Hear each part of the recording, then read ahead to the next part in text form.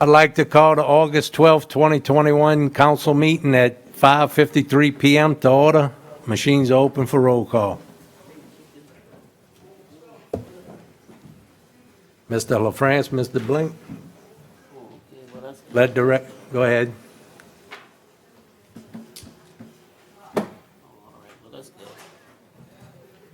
Let the record show all 9 council members are present. Go to the agenda, Ms. Decknell. Item 2, executive session. A, to receive privileged attorney-client information in regard to initiating legal action to seek a declaratory judgment on the enforceability of the existing provisions of Chapter 18 as all existing and future borrow pits in the parish in accordance with LRS 42:17A10. Councilmember LaFrance. Mr. LaFrance offers a second. Second by Mr. Gouy. Machines open. Councilmember Blank, Councilmember Black. Oh. They both stepped out for a second. And let the record show it passes 7-0. We're going into executive session at 5:55. Let the record show we come back from executive session at 6:19 with no binding action. Ms. Becknell. Item 3, there are none. Item 4, status report by the parish president. Thank you, Mr. Chairman. Kind of quick COVID update. Cases continue to rise, not only in Plaquemines Parish, but throughout our entire state and other states. If you are sick, we ask you to please stay home unless you are seeking medical attention or until you feel better. We encourage everyone to please wear their mask while indoors, and if you're at an eligible age, please consider getting vaccinated. If you have any questions about the vaccine, consult your primary care physician for advice. If you get tested at a free COVID tested location, please stay home until you get results. The reason for this is it's taken up to 4 days to get results. If the results are positive, you are still mingling among others. You can spread the COVID without knowing, especially if you're asymptomatic. Right now in Plaquemines Parish, as of today, we have 2,350 cases from the beginning. That's up 132 cases since August 5th. And that's up 466 cases since July 1st. So at the deaths right now, we have 29. We had 2 last week. We're waiting for official word of the coroner's office on the dates of these individuals, and our prayers go out to these families. Our positive rate right now in Plaquemines Parish is 14.7, and that's as of 8/4. We actually came down 2.8% of the following week, so we were pretty close to almost 18%. Currently, we rank 9th in the state of vaccines completed. We've had about 11,000 people who have the series initiated, and we have about 9,000 people who have completed the vaccination series. So we urge people, please consider a vaccine.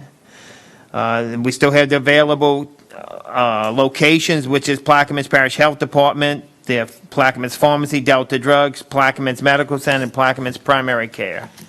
COVID testing is available 24 hours, 7 days a week at the medical center. There are no free testing sites in Plaquemines Parish. There are not enough National Guard personnel available to support each event. The only free testing locations in the metro area are located at UNO, Mahalia Jackson, and Drake Park in Westwego. We're keeping an eye on the tropics, as you know. We continue to monitor tropical depression Fred now. Not a lot has changed in the last advisory at 10 a.m. Still expecting Fred to skirt the northern coast of Cuba Friday and before turning northwest by Friday evening as it nears the southern coast. Reminding our residents to please stay weather aware as we're in the peak of hurricane season.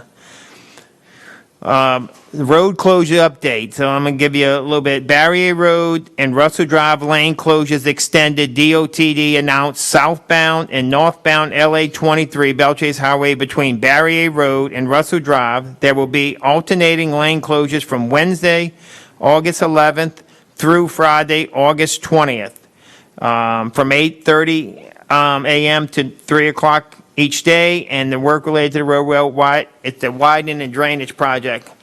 I had a conversation with the vice president of Cass Brothers yesterday, asked them to do some of the work at nighttime. They are doing work at nighttime on some of the sidewalks and culverts further down. He said he would look into it. I said if that didn't work, I would want a deputy there, a detail that they pay to direct traffic. I did see a deputy out there today. I didn't really see him directing traffic, but I did see a deputy out there today. So when the overlay of Highway 23 with Barrier construction starts in about 2 to 3 weeks, the work will be done at night. It will commence at 7 p.m. and finish at 5 a.m. So that will be worked at night, and it will be off the road before our morning traffic starts. So with school coming up, I've been assured that it will start at 7 and end at 5. Fall registration begins 2021 fall football. Recreation football is now open until the 23rd of August for ages 5 to 14. You can register in person in all parish recreation office and register online. And in case some of you haven't heard, next Friday will be our PIO's last day. Jade is leaving. She accepted another job, so we wish her well. She's been a tremendous asset to us, and so it's going to be a tough blow, but we're excited for her new adventure. So that's all I have in my report, Mr. Thank you, Mr. President, and she was a very good employee. We think so too. Mr. Gui? I want to reiterate some of the things you said about COVID, and I'm taking my mask off to do it. The data that we have now shows that the bulk of the infections, in the 90% range, is for people who are not vaccinated. Everybody has a right to get vaccinated or not, and I'm not questioning that. But a year and a half ago, when we went through this, we went through all of these scenarios: wear a mask, don't wear a mask, blah, blah, blah. There was no vaccine. We're a lot smarter today, and we know that even though you're vaccinated, you could have COVID and be asymptomatic, totally asymptomatic, which means if masks are not worn and social distancing is not practiced, the probability of transferring that COVID virus to someone else is very high. So I urge everyone in the parish to take these facts to heart. And if you're in a situation that wearing a mask is appropriate, please do that. We're not going to get 100% compliance. We don't know if the facts are 100%, but the data is very compelling to tell us that asymptomatic people who have been vaccinated could still have a form of the virus. And we need to really take that seriously. Thank you. Thank you, Mr. Gui. Thank Dr. Gui. Dr. Gui. Close enough. Anyone else? Audience? State your name and address and speak to us. This for the president. He elected by the people. I can speak to him. You have to ask us the questions, mister. I can't ask the president a question, an elected official. You could talk it, and if he wants Wait. to answer it, Wait, Mr. Garrett, I can't ask an elected official a question? Mr. Henry, I'll answer your question. Okay.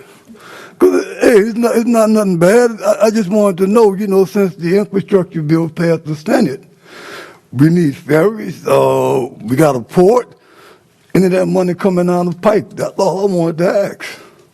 You know, if we looked into that, Well, Mr. Henry, I sat on a phone call, I think Mr. Russo was on, and Ms. Newberry was on with Senator Cassidy.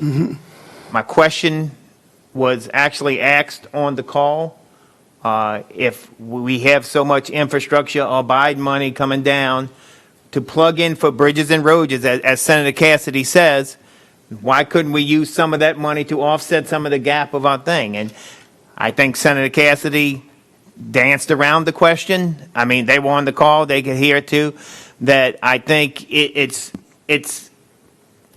I don't think it's on their radar. And I think we need to have a better open dialogue, a better conversation. I personally think that money is designed for infrastructure. And that's,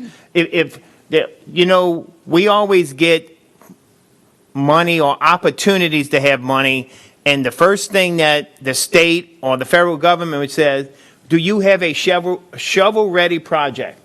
Yes, we do. We do. In fact, it's going on now. So that's why I think it's very important that some of this money could be transferred and used to offset and relieve the debt toll. Mr. Roussel?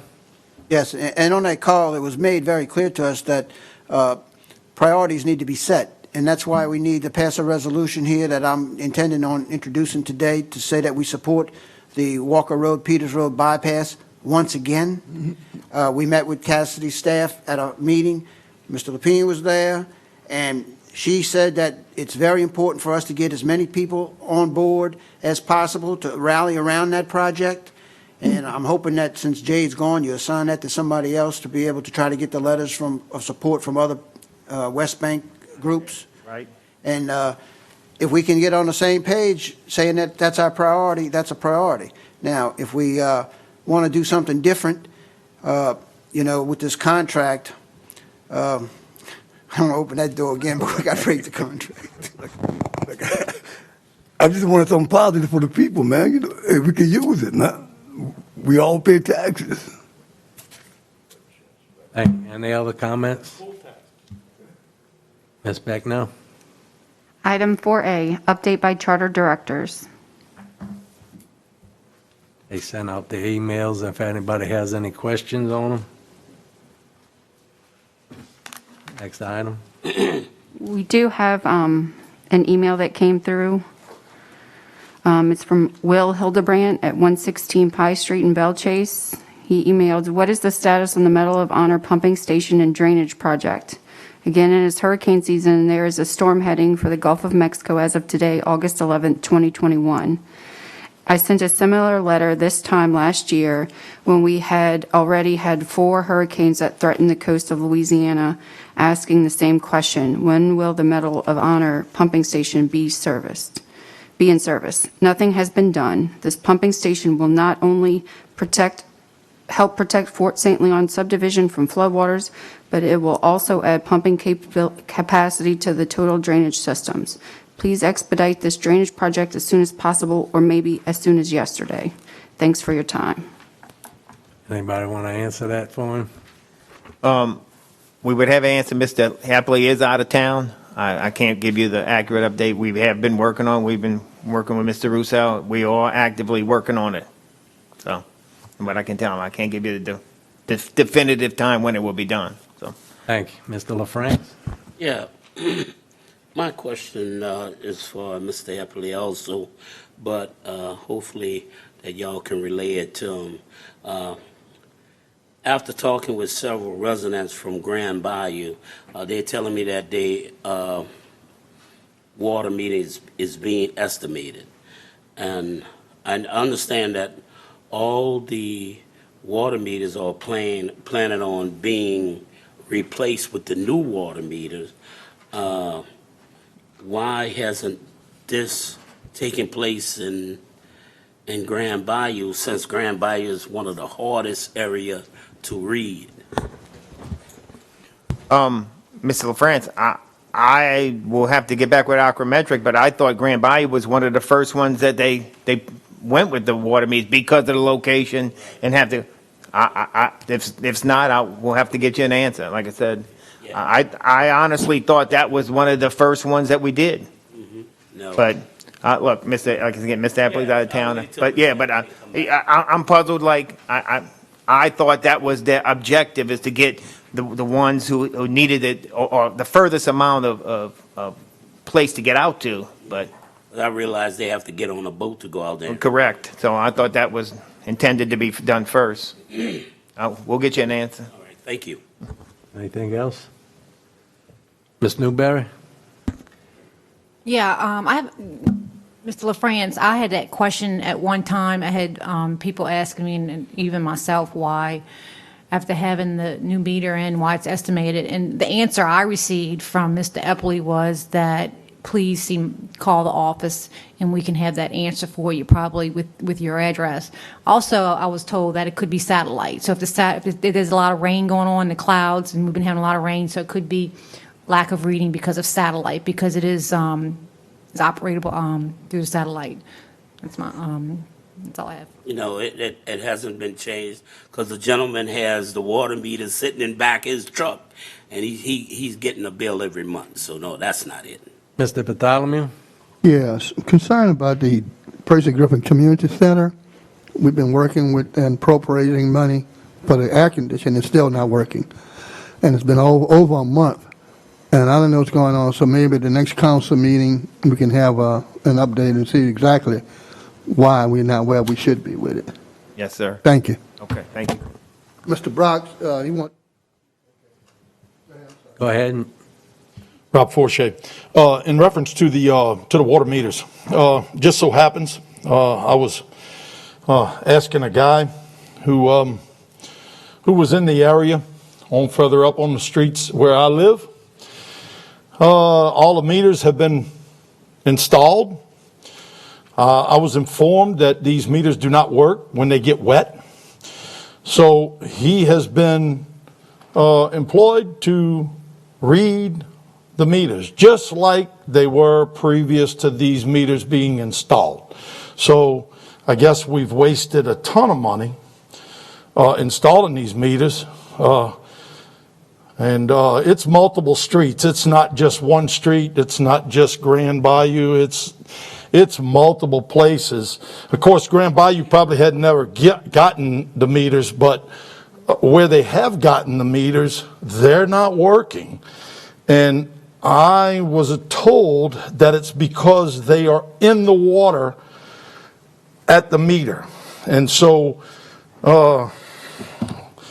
why they would put a meter in that's not waterproof, I have no clue. But hey, that is what I was told by this gentleman that was in the area. So just to clarify that. Thank you, Mr. Forshey. Got somebody behind you, Mr. Valor.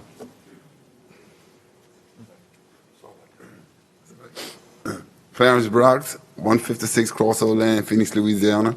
I got a question on the levee. The levee from White Dish to Phoenix. Can they get that levee, put some rocks on that levee, because that's the only way we'll be able to get out, because that area from Phoenix to White Dish, there is no levee protection. And whenever the wind comes from the east, I guess, it blows water on the road, and we can't go through that area because the road will be filled with water. And the only way we get out is the levee. Can we get some rocks put on that levee? Mr. Lapine, can you? I'll talk to my director, and we'll get on it, looking at it tomorrow, because it is hurricane season, yes. All right, appreciate it. Thank you. Mr. Chairman, it's relative to Jesuit Bend, Name and address. Donald Valley, Walker Road. Mr. Lapine, where do we stand about letting the contract for the additional lift for Jesuit Bend? And then second, where do we stand about getting the additional monies to close off the south end of that thing to make this thing complete so we can lower the FEMA flood ratings? I can't, my director, John, could you maybe take this, or? On the. Go to the mic, please. The first lift, the additional 3 feet. Where are we on that? And then where are we about getting the money to close off the south end? Okay, on the Jesup Bend levee lift, currently, we are waiting upon one LERD's contract to be completed before we put it out for bid, which should be within the next 4 to 6 weeks at the latest. The south end, we have $10 million in that fund. The south end to cross from the diversion, the pipes across to the MRL levee is currently not funded, but if we have any remains left over in that $10 million, then it will go to that closing part of the road. If not, we will have to flood fight that road with the sandbags. Do you have any idea of the estimate of what it's going to cost to close that in? It'd be close to $1 million. That's all? May I please have the floor? Mr. Blink? So the southern closure is a $10 million closure. It's $7 million to raise Highway 23 there, and the rest would tie in the back levee and the front levee. And that would be near the Naomi siphon. Right now, there's $3.5 billion for flood resiliency within the infrastructure package. I've been trying to get a meeting with the port's lobbyists about this. It's been like 2 ships passing in the night, though, trying to get that settled. Are you talking about raising a road and making a levee over it? Flyover, yeah, and doing Okay, yeah, that's why it's a little bit different than what we have. We have gates. Yeah, that's what I thought. That's- Yeah, I mean, That's CPRA money? And look, if we Yes. need to pass a resolution or something condemning doing gates again, it's just a real big boondoggle over at Captain Larry's. There is room down there past that last residence where we can do a St. Jude style flyover there. It's just, Right. No, I get you. I get Yeah, you. I'm just telling you with the money that we have available right now within the 10 million. But you're talking about sometime within the next 30 days, 60 days? So- 4 to 6 weeks to get the bids out, and then back in, the construction bids. How's what you're going to do in raising that levy going to affect the mitigation bank that's behind there? I have no idea. I don't think it'll affect the mitigation bank one bit. I mean, that's all outside levee and freshwater diversion stuff. Thank you. Mr. Roussel? Oh, yeah, you can't forget the railroad has to have a gate. Right.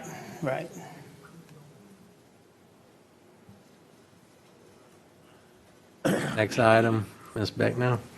Item 9D, a resolution of the Plaquemines Parish Council specifically authorizing and tasking Council Special Counsel Danny P. Garrett III, Attorney at Law, LLC, to initiate and litigate a petition for declaratory judgment related to Chapter 18, Article 5 of the Plaquemines Parish Code of Ordinances and prior agreements related thereto, and otherwise to provide with respect thereto. Councilman I'll offer, ask for a second. Second by Mr. Roussel.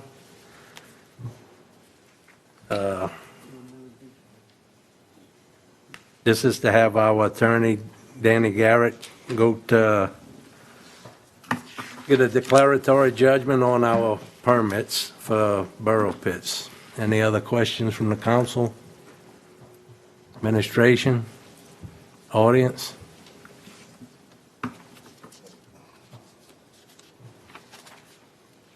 Mr. Chairman, as a member of the Borough Pit Committee, I guess I'm going to ask you specifically, what items are you asking for a declaratory judgment on? The resolution is very broad. On our permit. On all permits that are in the parish? Mr.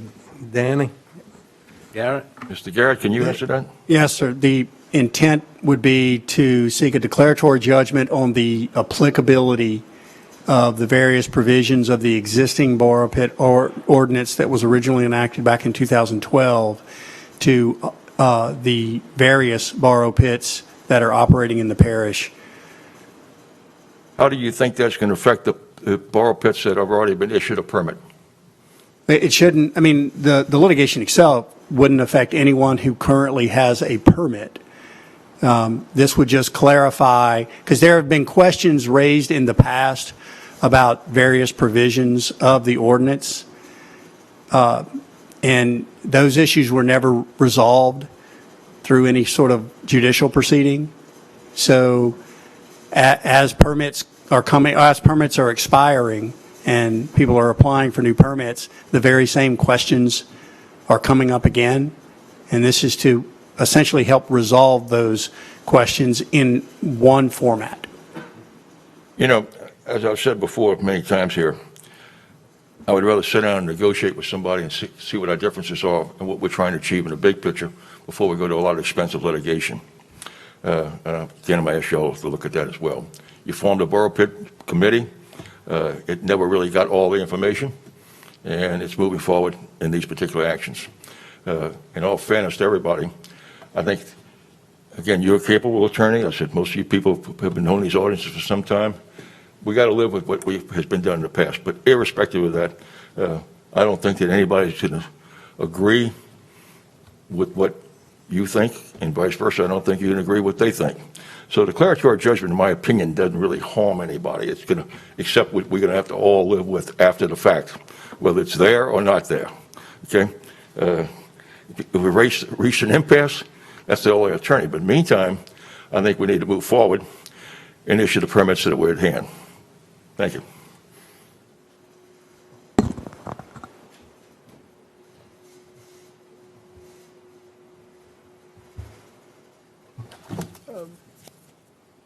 Mr. Chairman, members of the council, my name is George P. Vodge, 8311 Highway 23, and I represent Plaquemines, Dirt and Clay.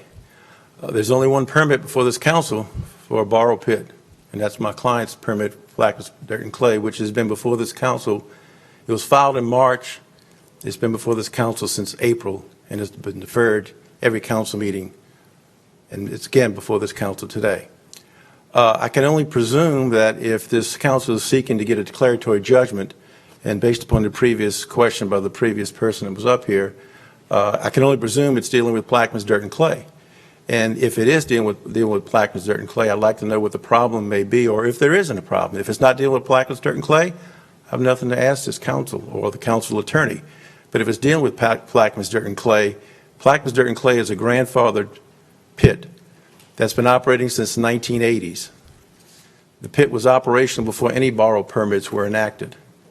The pit was operational when the first borrow pit was enacted in 1993, the first borrow pit ordinance, subsequent ordinances in 2009.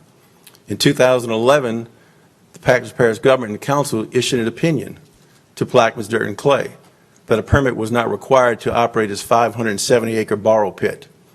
In 2012, I represented Plaquemines, Dirt and Clay before the then council and the attorneys for the council in the Plaquemines Parish Government to arrive at a resolution to be able to have Plaquemines, Dirt and Clay continue its operation and at the same time comply with as many parts of the new ordinance as possible.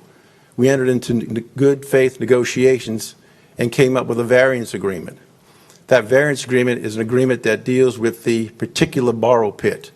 That variance agreement does not deal with the particular permit that was actually granted by Plaquemines, Dirt and Clay. I provided correspondence to your attorney as related to that and provided information.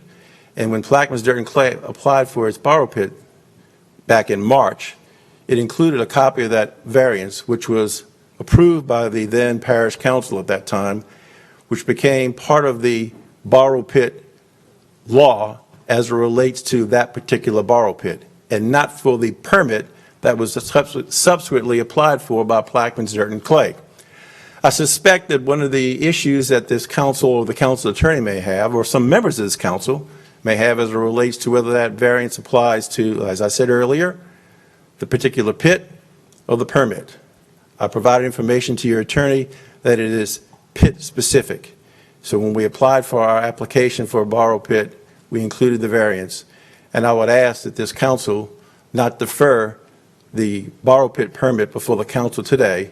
That includes the variance agreement that was entered into by and between the Plaquemines Parish Council and my client, and that their permit be issued pursuant to that agreement that was entered into some 8 years ago.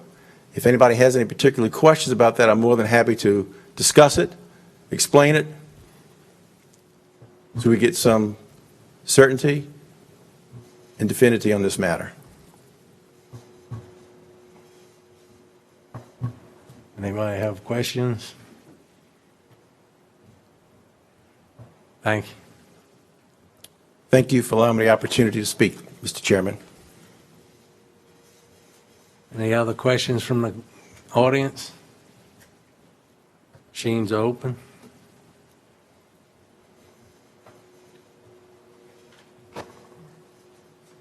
Let the record show it passes 7-2.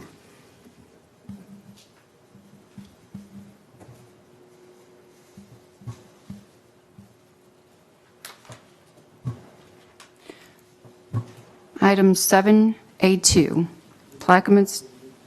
Huh?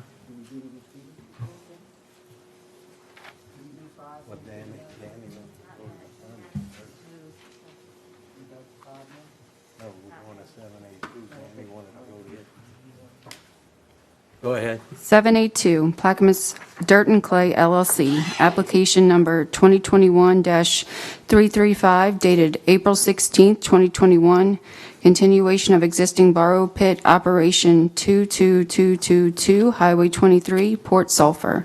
Councilmember LaFrance. Mr. LaFrance, you offer? Offer for discussion? I'll second. Mr. LaFrance? I'll leave it to Mr. Garrett.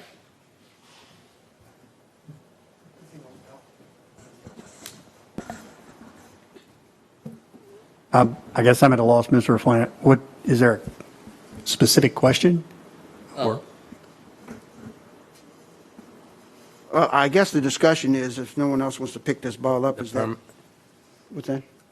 Is that the permit before us has been submitted with a variance attached to it. Is that correct, from the legal department? I don't have it with me, but yeah, that's what the applicant is saying.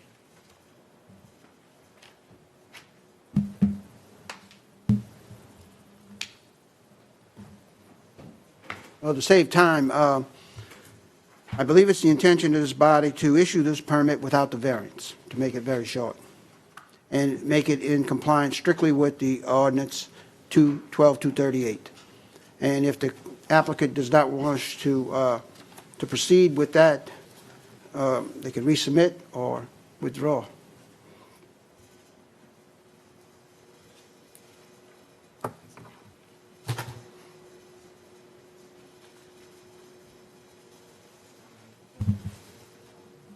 Are you speaking for the council, Mr. Russo? Or are you speaking for yourself as to what the intention You is? see the name right here? That's what I'm speaking for, Mr.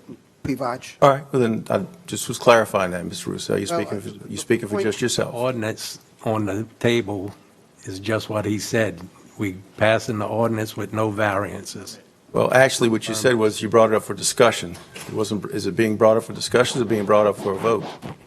You brought up for discussion, according to the chairman. I mean, it is what it is, whatever you hear.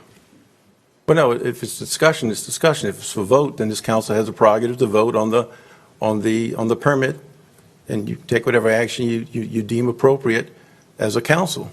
Yes, and Right now- Your action can either be approving the permit with the variance that was agreed to by a prior council, Right. contractually agreed to by a prior council, or you can proceed to approve the permit without the variance agreement. I guess that's your prerogative. And that's why the question was asked, and the secretary is looking for that to see how it was submitted. And It was, I can tell you, it was submitted with the variance attached to the permit based upon the agreement in the prior approved council resolution approving the variance agreement prior to the issuance of the permit, and the permit was issued based upon the variance agreement. And again, this council can approve it with the variance agreement, if it so chooses. We believe that's the correct and proper and legal way to proceed. Or the council can approve it without the variance agreement, or the council can disapprove it. Not much else to say, Councilman Roussel, at this particular time, unless anybody has a question. Mr. Gouy? I recommend that we vote on this permit as it's going to be presented. It's being presented without the variance, but it issues a permit, and it'll take its course from there. I would rather see the permit issued so that the operation meets the criteria of having a permit, so they can continue to operate. And if any other issues come up from that, we'll just have to let them come up and address them as they come up. That's my feeling. So, Mr. LaFrance, you know how I feel about it. I would prefer that we vote on the permit today, and as you said, without the variance. The permit variance is attached as part of the application. So should an amendment be made? Is the proper procedure? At this time, Mr. Pivac, do you have a permit? The permit, Mr. Russo, you know that's a loaded question. I've had conversations with your attorney about that. Well, I'm asking you. The permit was originally issued for a 5-year period with a 2-year extension. When the 2-year extension was granted, the parish and the extension indicated the original permit was 2015 when it was originally issued, which would mean that the permit would not have expired. All right, I've had discussions with the council attorney as it relates to that, and the Packers Parish government and my client believe that the permit is enforced now, the existing permit, that the existing permit was to expire next year at the termination of the extension, which showed that the original permit was 2015. An error was made in the extension, an error was made in a resolution passed by the parish council, and at that point, all parties relied on that particular date. My client has been acting in good faith, has been operating, has paid fees, including application fees for 2021, which was accepted by the Packers Parish government. So at the time, it's our position that we are operating in good faith. We've applied for a permit last April. We're still waiting for the permit to be granted, sir. And so has the permit expired? In our opinion, the permit has not expired. But we can have a difference of opinion, Mr. Rousseau. We sure can. Sure can. We've had a few in the past. I'm sure we'll have a few in the future. So back to the legal department about offering the permit. Is the permit being offered with an amendment? Or is it being deferred and letting the applicant decide what they want to do? If I may add, look, this council can go forward, make whatever you deem appropriate to pass the permit with the variance or pass the permit without the variance, and then we all can proceed, as Dr. Gouy has indicated, to try to make things happen, provide inexpensive dirt for parish levy projects that are ongoing, because at this time, members of the council, my client has contracts to provide dirt. My client intends to bid on future contracts to provide dirt. And by not being allowed to provide dirt and bid on projects, you're going to only have 2 pit operators operating in the parish, and that may only lead to the possibility of less competition, higher dirt costs, and less levies to protect our parish, which I don't think anybody wants that to happen. Dr. Gouy? It's up to this council to decide the specifics of the permit. And whether Mr. Pivac agrees one way or the other doesn't matter. It's what we decide to do. I would move, Mr. LaFrance, that we specifically issue the permit without variances, and that permit comply with our existing borough pit ordinance. And Mr. Garrett, if it's appropriate to make a motion to that effect, I would like to do that now.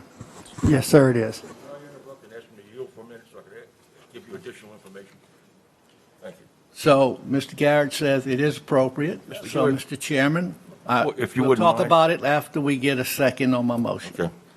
I would like to make that motion, as I stated previously, and ask for a second. Second? Well, I think we got a problem, point of order that what's on the table is for discussion.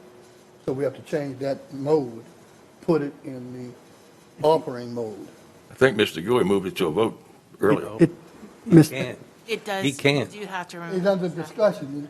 I'll remove it. Let me, Mr. Chairman, I come before you for 2 reasons.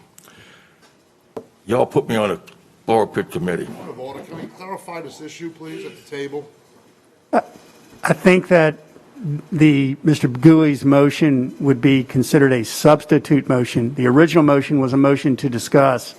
Mr. Gouy would make a substitute motion to approve subject to the variance. But that's the effect of the motion he made, in my opinion. My intent was to change the direction of the discussion so that it was being discussed to issue the permit without the variance. That was my intent. However, if that changes to nullifying the discussion, I don't have an answer for that. I'll All leave I that have to to do is attorney. remove my second from discussion, and Mr. LaFrance could offer with changes. Yes. Mr. LaFrance? Well, let's finish the discussion, and then I will make my motion. I'm Right. still, Y'all know how I feel. but yeah, we know what I mean. Again, that borough pit sit in my district, so Mr. Chairman, I'll let them talk. y'all put me on that borough committee, and it'll probably be the last committee that y'all put me on because I read everything. And I go into details, and I listen, I try to be fair about it. I'm pretty firm in my decisions that I make. But I want to bring before you one thing that you all are not paying attention to. Y'all talk about with the variance or not with the variance. I think you need to understand what the variance is. The variance in this thing only differentiates between the abilities to sell the dirt to other projects within the parish or just federal levy projects. It's not a big deal. I mean, the dirt's going to be down here. You need the dirt. Now, and again, when you go back for your declaratory judgment, whatever the courts are going to tell you, it's either going to come to harness or we're going to live with it, and then you got to worry about all the other pit operators wanting the same damn deals that goes on there and what variances they are. So I'm going to just going to tell you. Valor. You came up once already, and I can't let you come up twice. Sorry. Did I come up on the same issue? Yes, sir. Okay, all right. You heard what the variance is. Thank you. Mr. LaFrance? I'll remove my motion for discussion. I'll remove my second, and I'd like to make a motion that we accept the permit from Plaquemine Parish Dirt and Clay, their application for the permit, without their variance agreement. I'll second. Any questions from council, administration, audience? Means open.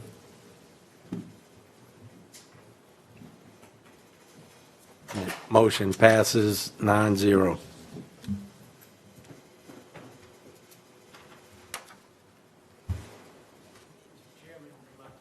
The other matters dealing with declaratory judgment that are on the agenda will be. There's no motion on. Passed on, will be taken off. It already been voted on. Well, but it comes up a couple other times on the agenda. I just want to make sure those matters won't come up. No. Is that correct? Yes. All right, thank you. I just wanted to clarify, the way Mr. LaFrance did that, are we going back and now voting like we typically do on the permit? Yes. Without the variance? That was just for the motion, for the amendment, correct? Yes. It was worded differently, I don't, No, As he amended. re-offered. He re-offered, Yep. withdrew. okay, do what y'all want, I'll just follow through. 5A. For point of clarification, it needs to be clarified so everybody leaves here with the same understanding. Okay. So, Mr. LaFrance offered. He said he made a motion to offer without the variance. Yes, and I seconded it. Okay, so We we're voted going on as it. that's the permit? Yes. That vote? Without, right, I got without the variance, but I didn't know, because sometimes we make amendments, we vote on the amendment and then go back and vote on, want to be straight. Only on a substitute. and so what was the other question about something else being on the agenda? What is the discussion later? There are a couple other spots where it's up for discussion or whatever it may be, and I would just want to make sure that those matters will either be withdrawn. Let's see, on item number, let's see, That's no longer, it's Yeah. withdrawn. item number D, we went, and the last one is 11I, new business, so that's going to be withdrawn? Yes, sir. Okay, thank you. Just want to make sure that was clear. Thank you very much. Ms. Becknell, 5A. Item 5A, a resolution authorizing the acceptance of bids for furnishing mosquito chemicals for a period of 1 year for use by the Mosquito Control Department. Is anybody offering it? Offer. Mr. Gui offers, Mr. Bartholomew seconds. Any questions from the council? Sure, the total cost? Show folks at home how much this really costs us. $7 a month.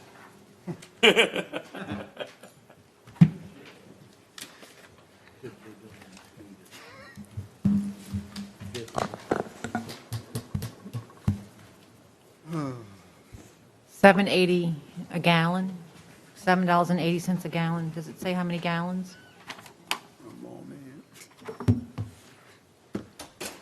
Is that good enough for you, Mr. Blank? $27,494.50. Oh, wait, that's not the one. I'm sorry. No, it doesn't have a price No. on it. $23,361.25. But I think, Item 1 on the bid packet is $7.80 per gallon. and then we accepted which offer? The Clark, Target? Gorbach Which on one? the first item. The low bid on all items, correct? That's $7.80 a gallon. And what was The first item is Gobert, and that's $7.80 a gallon. And the second item is Clark Mosquito Control, and it's for a tote, price per tote is $23,361.25. Thank you. Any other questions from the council, administration, audience? Machine's open. Councilmember Bartholomew? Passes 9-0. You have any beer and liquor licenses queue in?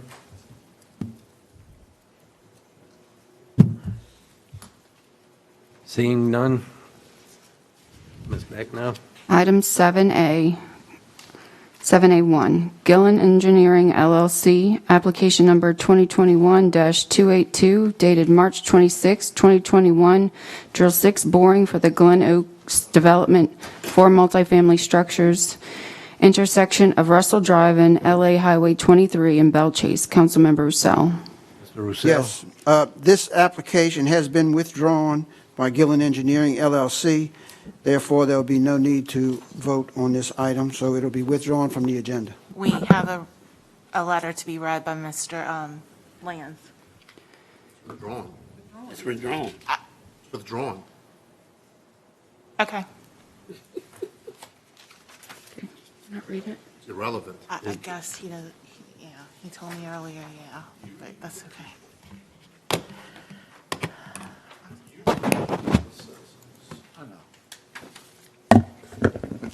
Item 7A3, Locks LLC, application number 2021-557, dated June 25th, 2021, installed 2-inch and 3-inch flow lines, walkway and test separator facility, Bay Ronquil area. Councilmember Blank. Hellas Oil and Gas LLC, application number 2021-567, dated June 29th, 2021, install pile clusters, drill the SL195 QQ number 49, and install wellhead protector, 2-inch gas lift line, and 4-inch flow line, South Black Bay Field. Councilmember Bartholomew. Shell Pipeline Company LLC, application number 2021-596, dated July 12, 2021, proposed anomaly repairs on existing 20-inch Delta Crude Naren to Norco pipelines east of Bay de la Cheniere area. Councilmember Blank. Item 6, Whitney Oil and Gas LLC, application number 2021-603, dated July 14, 2021, wheel wash, install pile clusters, drill the SL1388 location I, and install well protection structure and 2 4-inch flow lines, East Bayfield. Councilmember Bartholomew. 7, Whitney Oil and Gas LLC, application number 2021-604, dated July 14, 2021, install pile clusters, drill the well location H, and install well protection structures and 2 4-inch flow lines, South Pass area, Block 24 field and East Bay Field. Councilmember Bartholomew. 8, Targa Resources, application number 2021-622, dated July 20th, 2021, construct 2 protection levees and raise an existing road at the Venice Gas Systems Complex, 1565 Tidewater Road, Venice. Councilmember Konovich. Hellas Oil and Gas Company LLC, application number 2021-566, dated June 29, 2021, install pile clusters, drill the SL 195 QQ well number 48, and install wellhead protector, 2-inch gas lift line, and 4-inch flow line. South Black Bay Fields, Councilmember Bartholomew. Do I have an offer? Offer. Offer by Mr. Bartholomew, second by Mr. Blink. Any questions from the council, administration, audience? Machines are open. Councilmember Rousseau, Councilmember. Mr. Black? Absent. Let the record show it passes 7-0 and 1 abstention.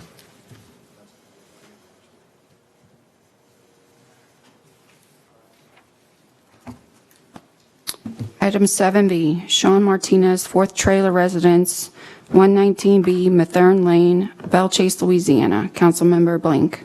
Mr. Blink offers as second. Offer for discussion? Mr. Blink offers for discussion as a second. Mr. Gui seconds. Mr. Blink? Sure, this is a pretty straightforward permit to put a trailer on a piece of property, but there's been some issues between neighbors there, and it is a little bit more complicated than it seems. I think folks on both sides would like to just sort of say their piece. I'm not sure if there's a justice of the peace or somebody else that could help to mediate these sort of issues before moving forward. But anyway, I'm just going to open the floor up for public comment on the issue.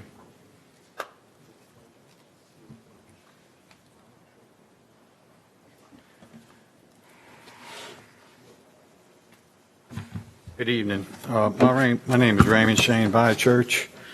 I received the registered letter from the building permit around mid-July.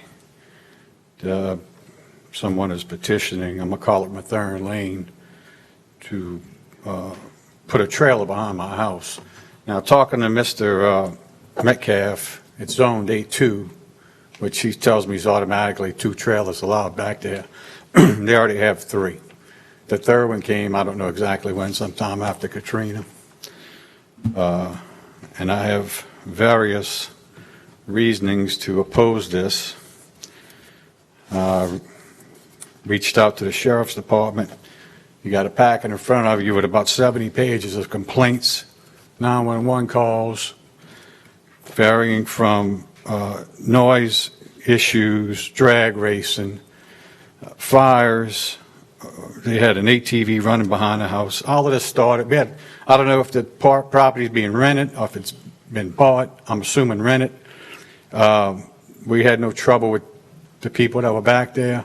This started a few years back. It started on repairing equipment of trucks and revving them up in all days, hours of the night, and it evolved into drag racing. There was an ATV continuously running pretty much on the weekends, days, and into the night, and it evolved into from Friday evening all the way into Saturday morning. Same thing Saturday, start up Saturday morning, revving the motors, racing, all the way into Saturday night, Sunday morning. We can't even enjoy our backyard because of all of this, the problems we've having. We've lost several neighbors.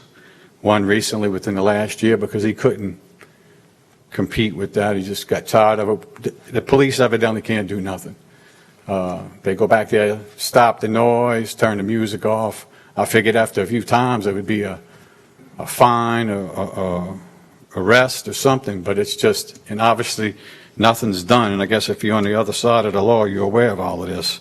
There's no consequences, accountability, nothing.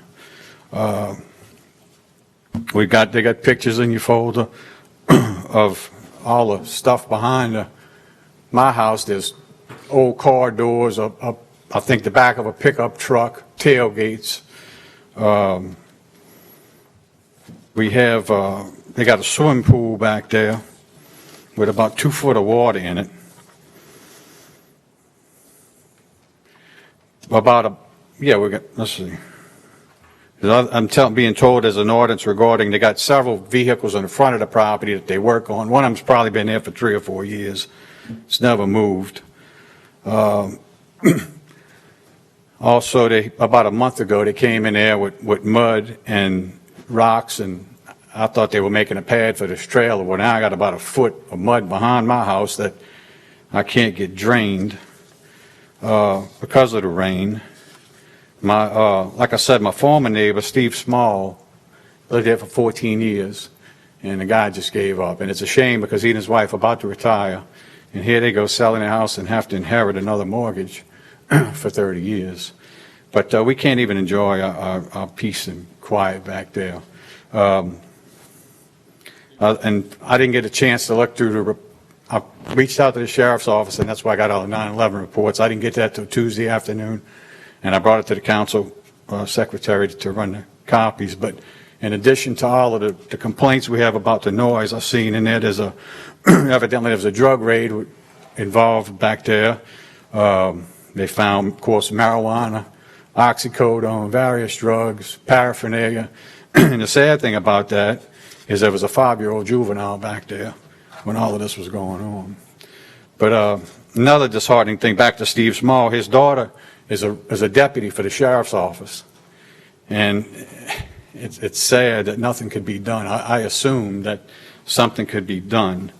But, and I don't want a trailer 40 foot behind my house, 12 foot and 80 foot long.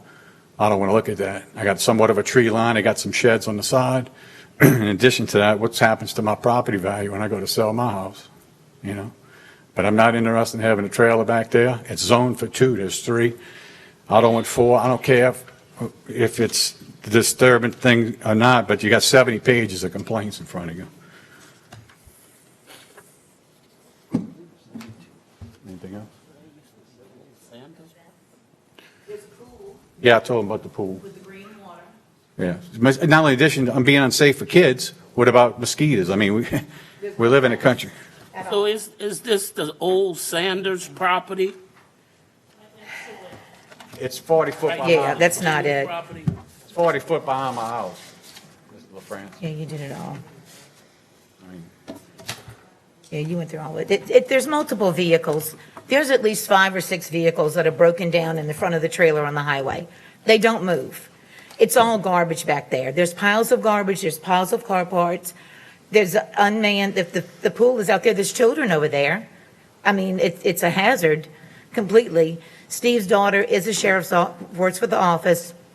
She went to go do something about it, and her what is it, supervisor, told her to step down, not to do anything. This has been going on for several years. And it's Years. not, look, And we're we've tired been- of it. One at a time, please. One person at a time, please. Go ahead, finish. we both residents here for 60 years. Keep up our house, keep up our yard, pay our taxes, no problem, stay to ourselves. I'm just not interested, you know, it's not a good deal. And whoever's applying for the trailer, I don't know if they part of the problem, condoning the problem, or they just putting the trailer in there to rent. I have no idea. You know, I don't know all the checks and balances. I'm learning this as I'm going along, but it's very disheartening, I tell you. So, anyway, thank you. Thank you for your time. Thank you.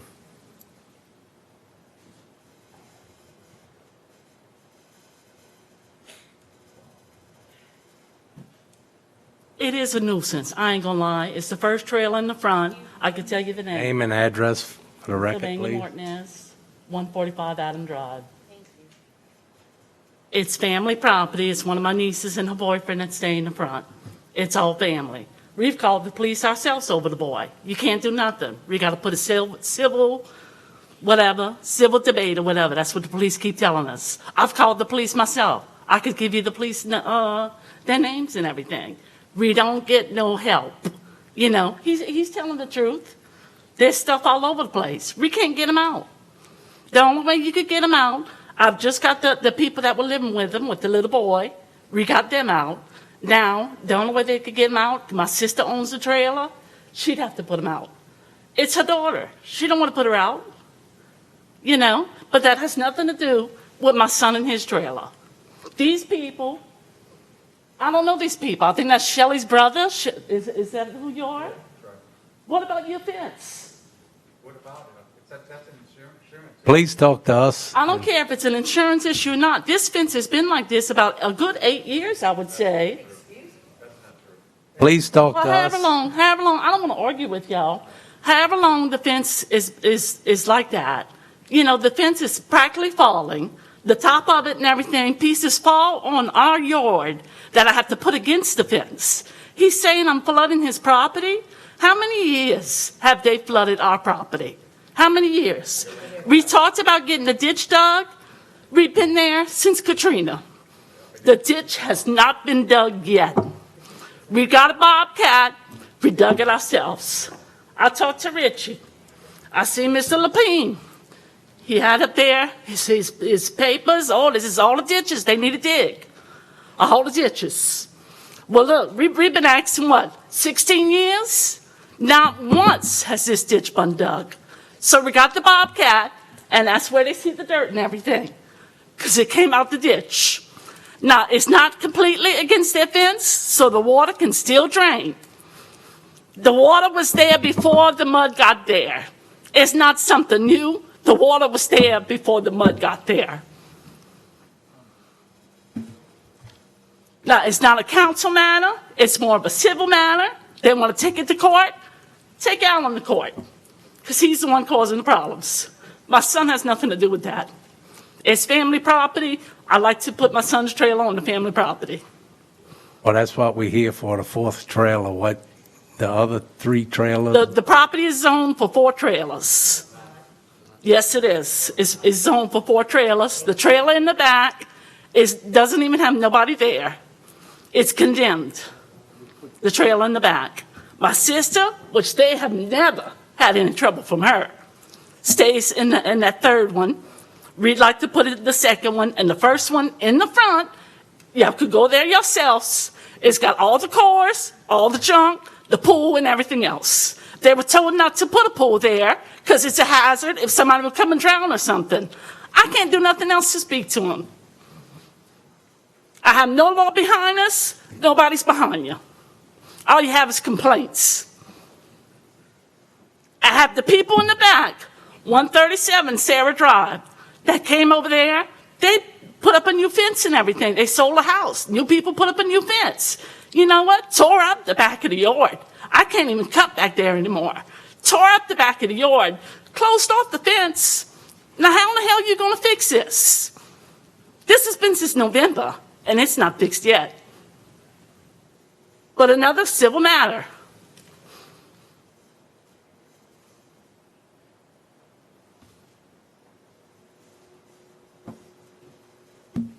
I don't think my son should be condemned for another person's wrongdoing. Because I'm not going to lie. I've called the cops on him myself, try to get him out of there. But I can't do nothing. Everybody's got one in their family. We got one. And Steve Small, you go ask Steve Small his own problems, because that deputy that you're talking about was so hooked on cocaine, it wasn't funny. So you go talk to Steve Small and see his problems. If y'all want to talk about problems, because everybody's got one in their family. Thank you. Mr. Black? Yeah, thanks, Mr. Chairman. Rennie, my understanding is A2 only allows for 2 trailers on an A2 parcel, correct? Correct, but the council did pass a resolution, an ordinance a long time ago, I don't have it in front of me, where an additional 3rd and 4th trailer could be placed on a lot, but required council approval, required an extra permit. So, and that's the problem with this parish government, is that we have an ordinance from the 1970s that allows you to put 3 and 4 trailers on a piece of A2 property. That should be a re-subdivision. We shouldn't even have this before us. I mean, it should be coming to us as a re-subdivision.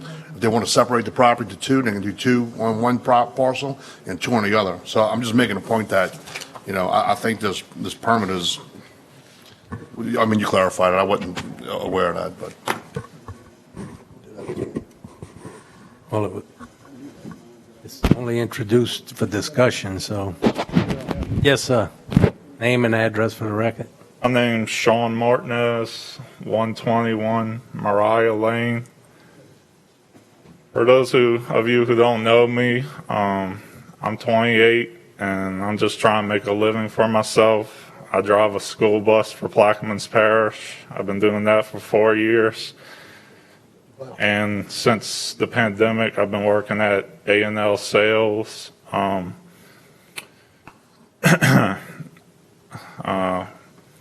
the I lost my track of mind there. I'm sorry, but I'm struggling right now, and I work 12 hours a day. So I'm sure you can understand. I'm kind of emotional, right now. I'm just trying to make things a little easier. Thank you. Thank you.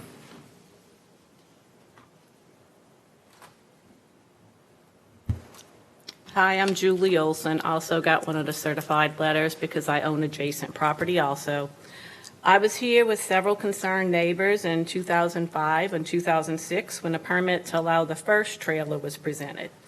Although all the concerned neighbors were against allowing that permit, the council voted to allow the permit, citing that it would be temporary and was to allow the family to have a place to live post-Katrina. Well, 15 years later doesn't seem very temporary, but I'm here again, this time for a fourth trailer to be placed on this long, thin strip of property adjacent to my property. I have some concerns about safety, not only for this proposed trailer, but also for all the adjacent properties. Is there now a public roadway that will allow for emergency vehicles to get down that narrow strip of lane in case of an emergency or fire? Does anybody know? No, ma'am. Okay. And then currently, adjacent neighbors have gone so far as to put binding or straps across trees to prevent their property from being used as throughways to access their property. Another trailer would mean even more illegal trespassing across our properties, so I'm not in favor of this permit being granted either. Thank you. Thank you. Any other questions from the council? Administration, audience? Mr. Blink? What's your wishes? Sure. I mean, this seems that it's a matter that a justice of the peace should be handling, and it maybe should not be in front of this board. I'm not going to give any recommendations for what folks should do internally within their own families, but it seems that this board cannot issue the permit. So you deferring? I think we should just go ahead and vote on it. Well, you're going to have to, I'll remove my second for discussion only. All right, I'll offer. Mr. Blinks offers as a second.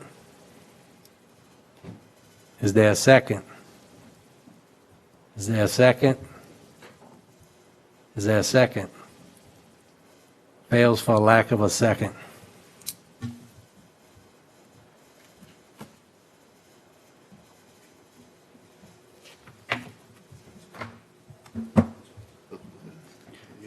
Item 8, introduction of ordinances and resolutions. I have a few.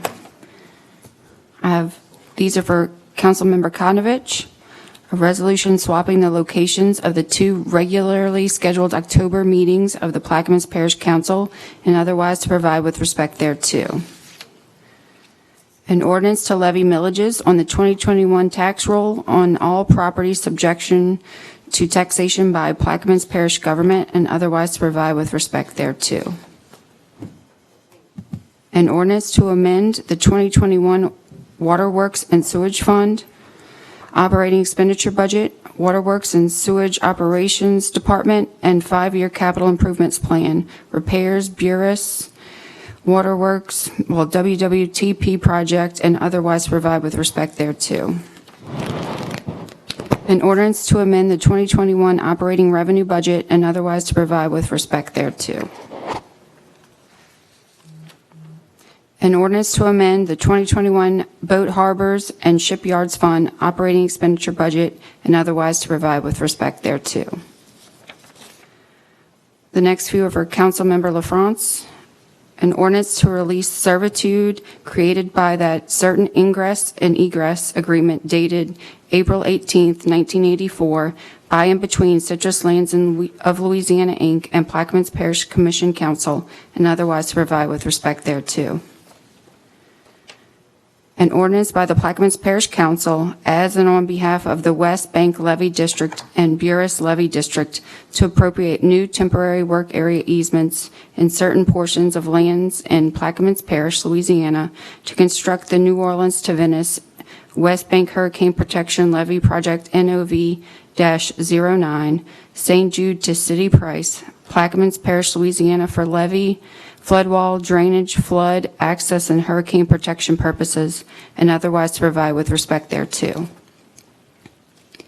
An ordinance by the Plaquemines Parish Council as and on behalf of the Buras Levy District to appropriate a new temporary work area easement in a certain portion of land in Plaquemines Parish, Louisiana, to construct the New Orleans to Venice West Bank Hurricane Protection Levy Project, NOV-10, Happy Jack to Narren, Plaquemines Parish, Louisiana, for levee, flood wall, drainage, flood, access, and hurricane protection purposes, and otherwise to provide with respect thereto. The next few are for Councilmember Black. An ordinance approving a plan of re-subdivision of the property of the Parks of Plaquemines, Plaquemines Parish, Louisiana, as shown on the map of the Parks of Plaquemines, Phase 3B and 3C being a re-subdivision of a portion of Tract 3-D-2, Section B of Bellchase Plantation into lots 60V through 77V, lots 204 through 225, and lots 227 and 228, and Homeowners Association Tract 10H, and streets by Bryant Hammond and Associates, certified by Hugh McCurdy III, PLS, dated June 30th, 2021, the owner having fulfilled all the requirements of the subdivision and re-subdivision ordinance of the Plaquemines Parish of Plaquemines without cost to the Plaquemines Parish government or the Parish of Plaquemines, and otherwise to provide with respect thereto. An ordinance approving a plan of re-subdivision of the property of Hero Land Company, Plaquemines Parish, State of Louisiana, as shown on the map of re-subdivision, Tract D3B into D3B1 and D3B2, Bellchase, Louisiana, by Bryant Hammond and Associates, certified by Hugh McCurdy III, PLS, dated June 14, 2021, the owner having fulfilled all the requirements of the subdivision and re-subdivision ordinance of the Parish of Plaquemines without cost to the Plaquemines Parish government or the Parish of Plaquemines, and otherwise to provide with respect thereto. A resolution assigning buildings 1000, 1001, and 1002 of the adjacent green space on the Bellchase Government Complex located at 333 F. Edward A. Bear Boulevard, Bellchase, Louisiana, to the Plaquemines Parish Sheriff's Office, and furthermore authorizing the parish president or his designee to enter into cooperative endeavor agreement with the Sheriff's Office for such purposes, and otherwise to provide with respect thereto. The next is for Councilmember Roussel. A resolution expressing the Plaquemines Parish government's continued support of the Peters Road Extension, State Project Number H.008068, urging the Louisiana Department of Transportation and Development to move forward with identifying the funding needed to accomplish this project, and otherwise to provide with respect thereto. The next is for Councilmember Blank. A resolution of the Plaquemines Parish Council to revoke the dedication and abandon a portion of the last cast lane, and otherwise to provide with respect thereto. And the last is for Councilmember Bartholomew, an ordinance to amend the 5-year capital improvements plan, Reach Sea Culvert Closure, Phoenix to Bohemia project, and otherwise to provide with respect thereto.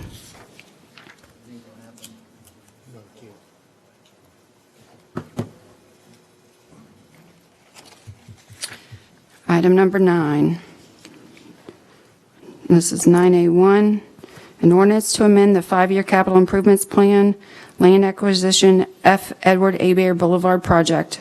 Authorize the parish president to do all things necessary and proper to either acquire by public auction or private sale the property known as Tract B on the map of division, property of the state of Louisiana, Department of Health and Hospitals, Belle Chase, Louisiana, by Hugh McCurdy III, LA, PLS number 4647, dated December 8, 2009, containing 18.67 acres, more or less, across F. Edward Abear Boulevard from the Plaquemines Parish Government Complex, and otherwise to provide with respect thereto. Councilmember Roussel. Yes, I'll offer this for discussion only. Mr. Roussel offers for discussion. Is this a second? Second. Second by Mr. LaFrance. Mr. Yes. Roussel. As you know, we discussed this at the last meeting, and this is already out the door, but I just wanted to set the record straight as to what really went down here. Back in October of last year, an employee of this government sent an email to the state saying that they wanted to know what was going on with this property and that they certainly knew somebody would be interested in this property. As a result of that, the state moved forward and put this up on the Department of Natural Resources agenda, got authority to sell this property at an auction. I think that the email should have stated that the Plaquemines Parish government was interested in this piece of property, and then we could have made a decision as to how we would proceed, because we could have purchased this 18.6 acres for $330,000 without going to a bid, and I think it would have been an asset for us directly across the street from this property. As you may know, it did go to the auction, and a local individual bought this for over $700,000. So I think that it would have been a good investment for us to spend the $330,000.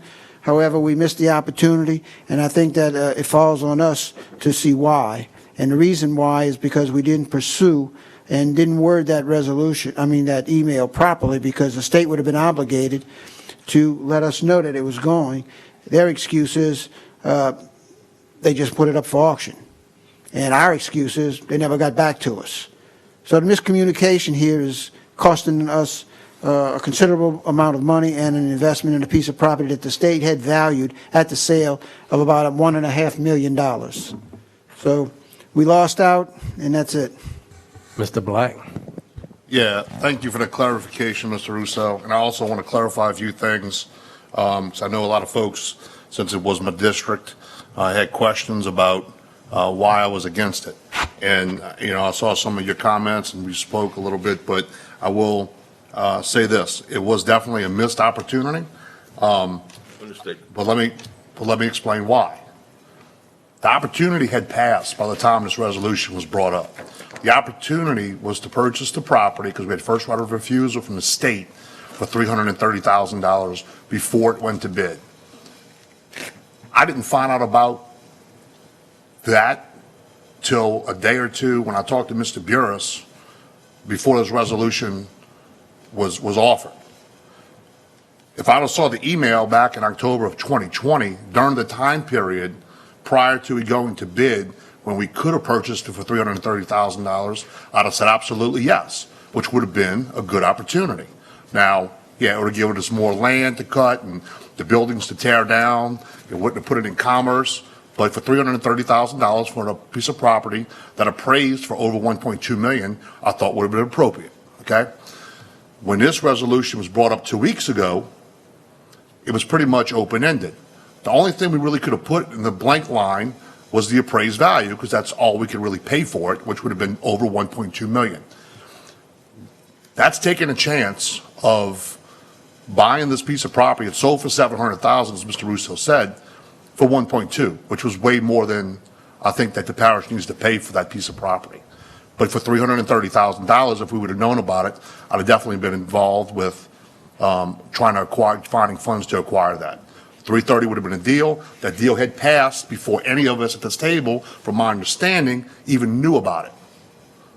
So to make comments that we passed up a good deal and things like that, nobody knew about it. Nobody knew about it until, look, I'm thinking I didn't know about it. Nobody on this council, from my understanding, from the discussions we had, knew that this property was available for the $330,000. talked to Mr. Burris a couple days prior to, then saw signs out on the road, and that was it. My turn. Yeah, Mr. Roussel? let me just say this. Mr. Black, I'm not sure what comments you heard me say about what. I didn't say anything about you, if that's what you're referring to. I'm actually agreeing with you, Benny. Okay, but what I'm saying is the missed opportunity was when the email went to the state and it said that he definitely knew somebody that would be interested in it. If the email would have stated that the Plaquemines Parish government would have been interested in it, then they would have contacted us and we could have made that decision. That's the point of this discussion.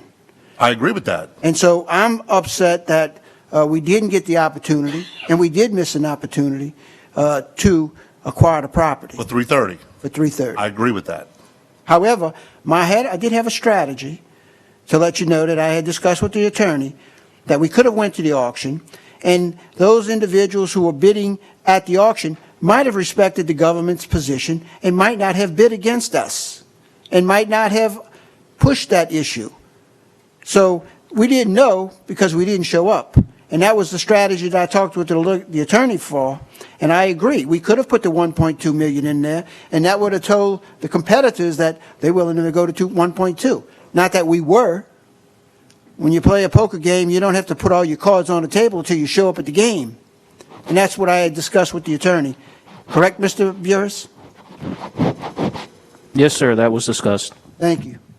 Well, next time y'all discuss that, why don't you discuss it with everybody? Well, you never discussed it with me, Mr. Burris, and it's my district. Mr. Black, I didn't know till the day of the meeting, and I rushed a resolution that Mr. Roussel asked me to draft, and as soon as I got to this council building, I said, Mr. Roussel is interested in us bidding on that property, and I told you that as soon as I walked in here. Matter of fact, we were in this room. So the turnaround time on this was less than a couple hours. We're talking about $1.2 million of the taxpayer money.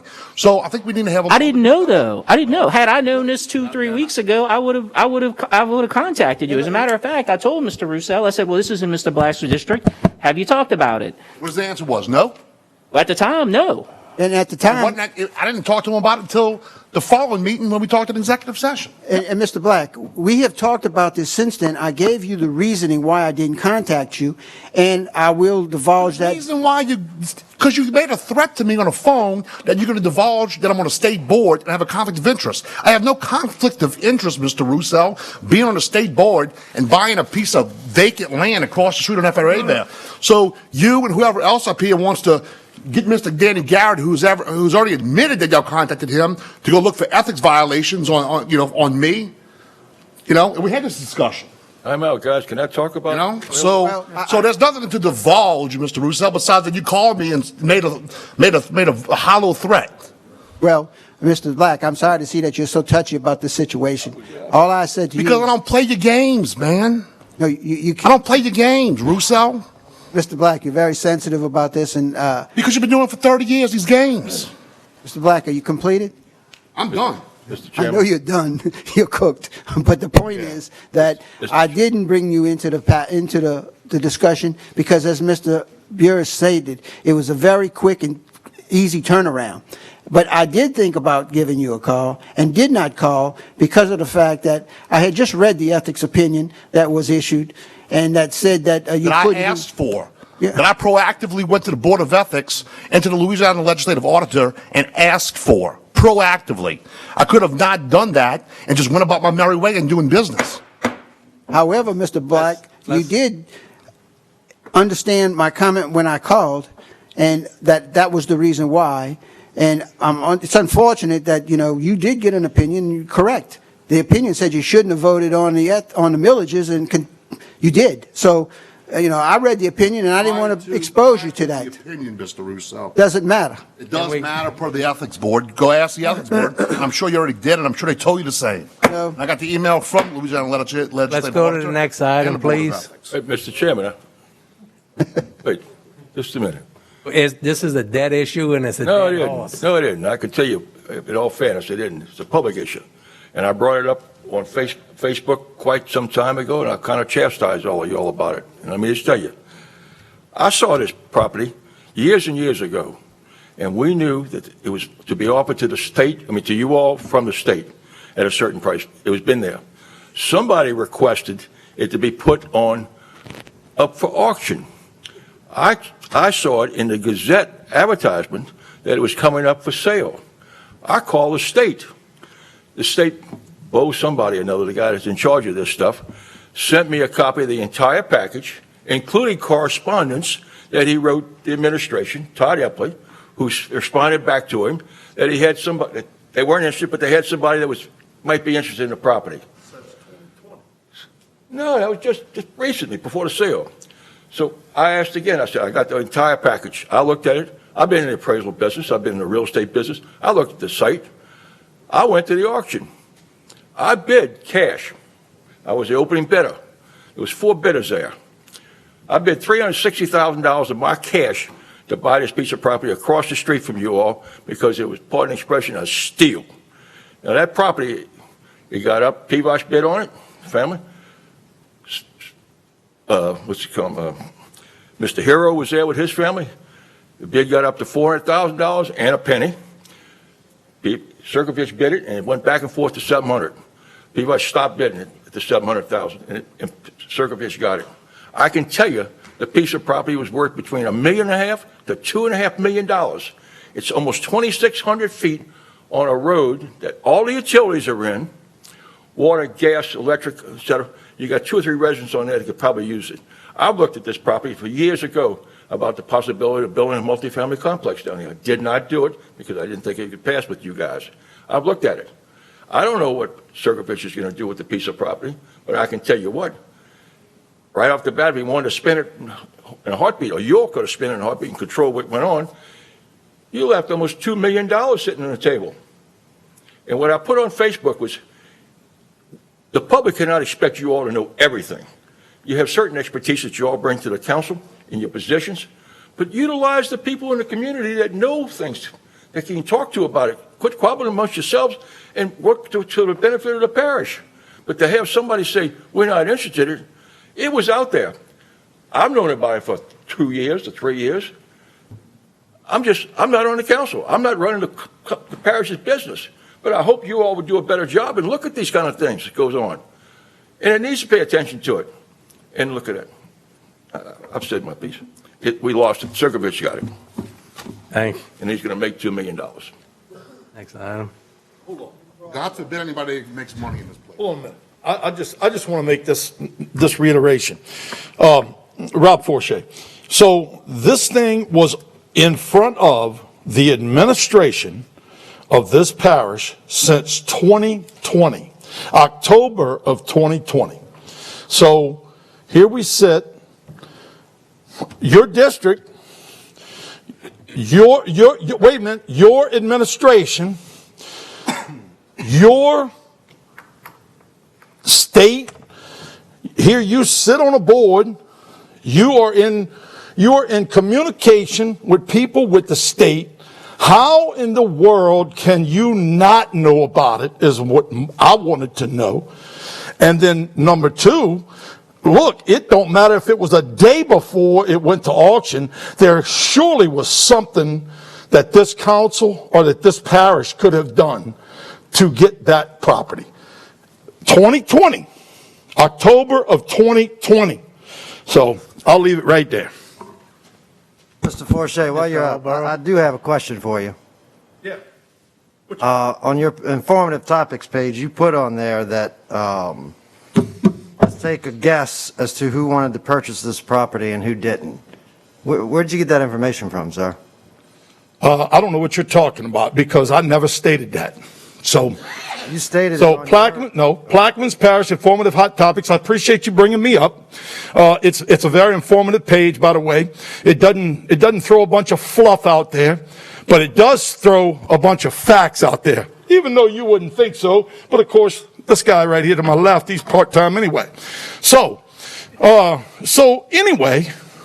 The problem here lies. You're denying adjudication out of executive session. Robert Forshey. On your page. Robert Forshey did not state that I knew who, when, or. Page, sir. Excuse me? You might want to go back and look at your page and see what you put. No, wait a minute. Rob Forshey did not post that. Okay? So, Thank you. you're welcome. Yes, sir, Mr. Henry. Arthur Henry Belshade. Man, I can't believe we just talked about this with the port. People being elected to public office really not looking out for the benefit of the public. This is ridiculous, man. This is totally ridiculous. People need to look at this and really see for what it is, man. This is ridiculous. Thank you, Mr. Henry. Any other questions? Mr. Roussel withdrew the item. Next item, please. 9A2, an ordinance approving a plan of re-subdivision of the property of Tai Hu Nguyen, the owner of property located in Buras, Plaquemines Parish, Louisiana, as shown on a map of the re-subdivision, Lot 6 into Lots 6A and 6B, Buras, Louisiana, by Dufresne Surveying and Engineering, Inc., dated January 29, 2021, revised July 14, 2021. The owner having fulfilled all the requirements of the subdivision and re-subdivision ordinance of the parish of Plaquemines without cost to the Plaquemines Parish government or the parish of Plaquemines, and otherwise to provide with respect thereto. Councilmember Kanovich. I'll offer, ask for a second. Second by Mr. Gouy. They just dividing their lot, and that's it. Any questions from the council? Administration, audience? Machine's open.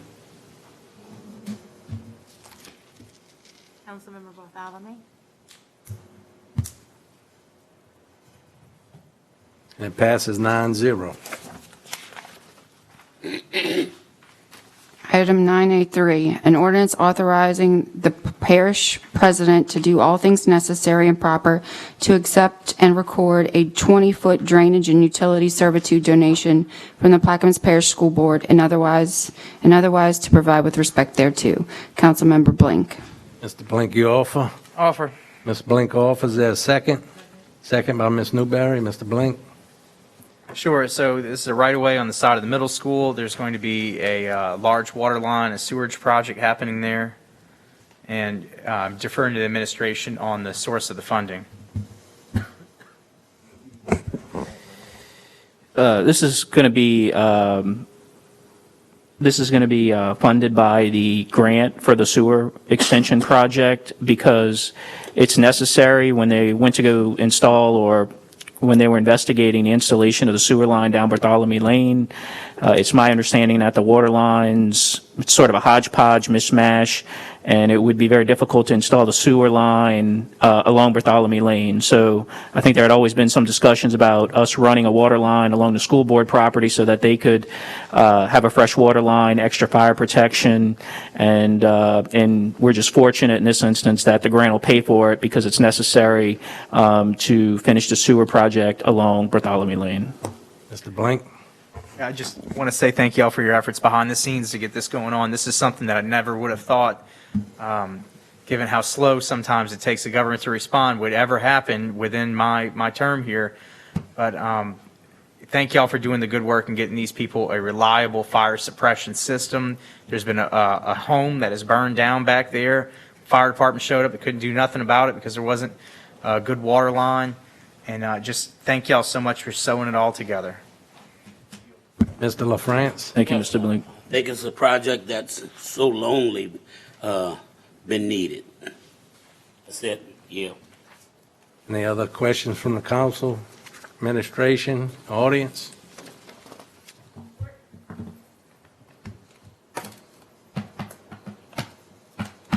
I just wanted to ask, this is Tracy Riley, 13482 Highway 23. Is this on the south side of the school? North side of the school. The north side of the school? Walter Bartholomew. Okay, thank you. Any other questions from the audience? Machine's open.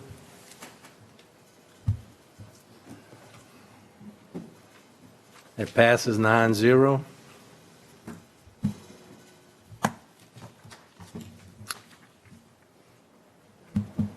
Item 9B, an ordinance to amend the 2021 general fund operating expenditure budget, flood control, general department, and otherwise to provide with respect thereto. Councilmember Bartholomew, and they have changes. Could you read the changes, please? Yes, sir.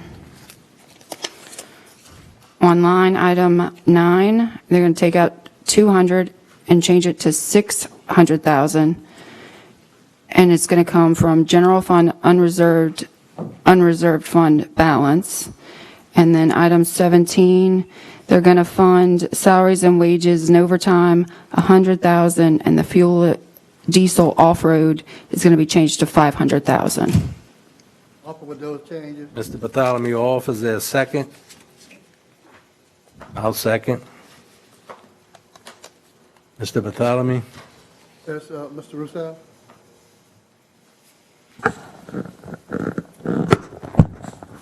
It's for fuel for flood control. We were budgeted $100,000 at the beginning of the year. We've already spent $427,000 plus the $50,000 I okayed yesterday because we need fuel for the East Bank side, and we have hurricane season on the way. And with all the rain we've been having, we've been using a lot of fuel. Any questions, Mr. Roussel?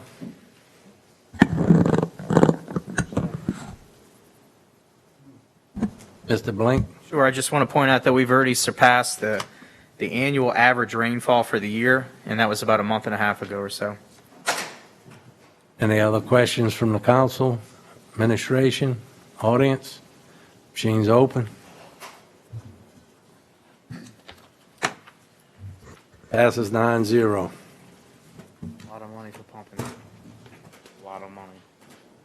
Item 9C, a resolution of the Plaquemines Parish Council to issue a summons under the authority of Section 4.02B of the Charter for Local Self-Government and to provide for related matters. Councilmember Konovich. I'll offer for discussion only. Do I have a second? Second. Second by Mr. Blink. I've brought it up to the administration in the past, and here's another one. I'd like to know about anything I'm introducing before the council meetings. I don't know anything about this. The Rescue Act money. The Rescue Act money. No, this is the summons that we had for plenary. All right, well, deferring it. Oh, okay. No, C. C? Yeah. That's not any, y'all didn't give them that. That's not us, right? We didn't introduce that. I had told her I wanted to withdraw it, but Oh, I'm sorry. it's withdrawn. C's withdrawn. D, we voted on 7-2. We passed. E, Item 9E, an ordinance to amend the 2021 operating revenue budget and to designate all American Rescue Plan funding and otherwise to provide with respect thereto. Councilmember Konovich. I'll offer, ask for a second. Second. Second by Mr. Blink. This is the Restore Act I talked with Tommy about, putting it into fund to hold over. Any questions from the council? Administration? Audience? Machines open. It passes 9-0.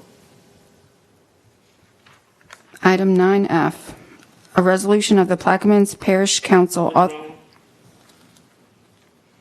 Item 9G, an ordinance to amend the 2021 general fund manpower structure and operating expenditure budget. Item 9H, a resolution authorizing the Plaquemines Parish Government's president to enter into a cooperative endeavor agreement with the Coastal Protection Restoration Authority for the Reach Sea Culvert Closure, Phoenix to Bohemia project, and otherwise to provide with respect thereto. Councilmember Bartholomew. Mr. Bartholomew offers there a second. Second. Second by Mr. Black. Mr. Bartholomew.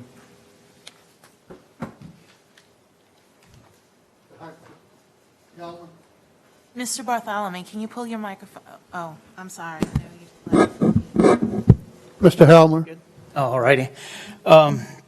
This is a project that has been sitting on the East Bank forever, of bringing the levees into the federal levee system consistently. Right now, it has an antiquated drainage system set up there to where they pull sluice gates, and every 5 years, we spend approximately $400,000 to $500,000 to clean these gates, inspect them, just to keep us conditionally inside the federal levee district.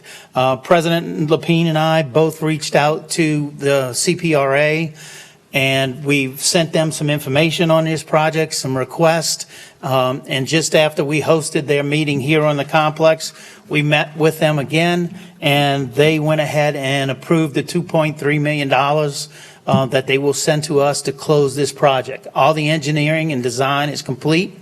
So we're waiting on, we have to get this resolution to enter into the agreement, and then we'll have an ordinance come by that'll set the funding mechanism up, and it'll be 100% covered by CPRA, $2.3 million. Thank you. Any questions from the council? I would like to take some privilege here at this moment. I'd like to thank Mr. Lapine and Mr. Helmer for this project, to getting this done, because it's been years, just as he stated. And that also had a question whether or not those levees were still in the federal system. And it was in bad way where it wasn't considered. And if anything would have happened, that means the parish would have been liable for that levy. But since with this voting and passage of this CEA, and they get the money, we can put us back into the federal system. And I thank y'all very much for that. Any other That's all. questions Thank from you. the council, administration, audience? Gene's open. Councilman, oh, thank you. It passes 9-0. Item 9I, an ordinance to amend the 2021 General Fund Operating Expenditure Budget, Swimming Pools, Day Vent Department, and otherwise to provide with respect thereto. Defer, please. Question, you have a question, Clarence? Come on, I'll wait till, here, but I'm going to defer it after he have a, You unless introduce it. I'll offer for discussion. Mr. Bartholomew offers for discussion, and Mr. Alborough seconds. And after he finishes, and nobody council answer, we're just going to defer. Excuse me. Clarence Brocks, Phoenix, Louisiana, 156 crossover land. The swimming pool. 2 years in a row, we tried to get the swimming pool open. We didn't do it. We do it in 2020 because of the virus, and we understood. But 2021, we tried everything we could to get the swimming pool open, and it did not happen. Some of the problem was the chemicals. We couldn't get the chemicals because the money that the council appointed to us for the funds, we never got the money, so we couldn't buy chemicals. The lifeguards, they had to be recertified, and they had to be recertified in the swimming pool that they're going to be working at. And that swimming pool never had the chemicals to get the water certified. The swimming pool had a busted pipe.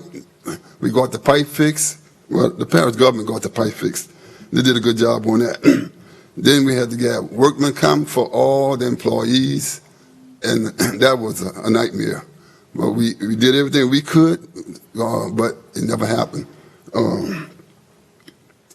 Then the last thing that put the icing on the cake, it was the swimming pool had to be drained and pressure washed, and that took too much of time, and we had to pay like $3,500 for somebody to come and pressure wash the swimming pool.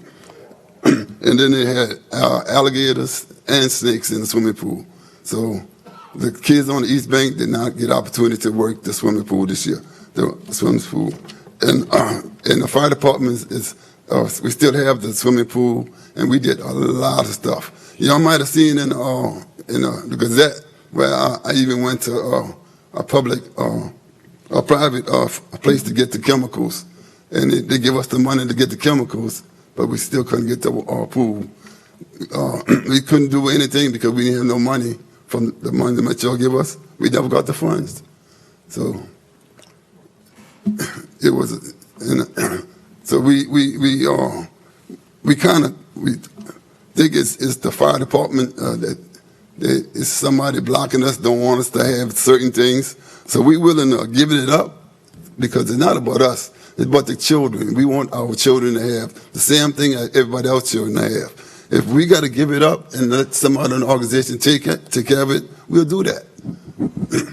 Just let us know what we got to do to have our swimming pool, our little summer recreation, and to have the gym, the little weight room in the community center open. What do we got to do for that? So, in 2021, the parish government gave us the money for the recreation. We didn't get the money. So I don't know if this money being piled up somewhere and we're not getting it, but we haven't got one penny in the last 2 years.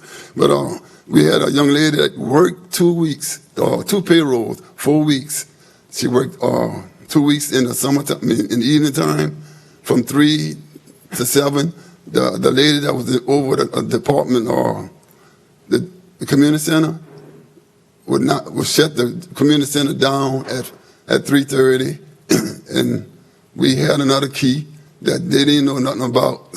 So we had the gym the thing open from 3 o'clock. Then we figured like this, we're gonna get in trouble having it open when they don't want us to have it open. So we let her work from 11:30 to 3:30 while everybody was there, and she never got paid because we never had no money to pay him. We was granted the council give us the money. We never got the money, so we never could pay her.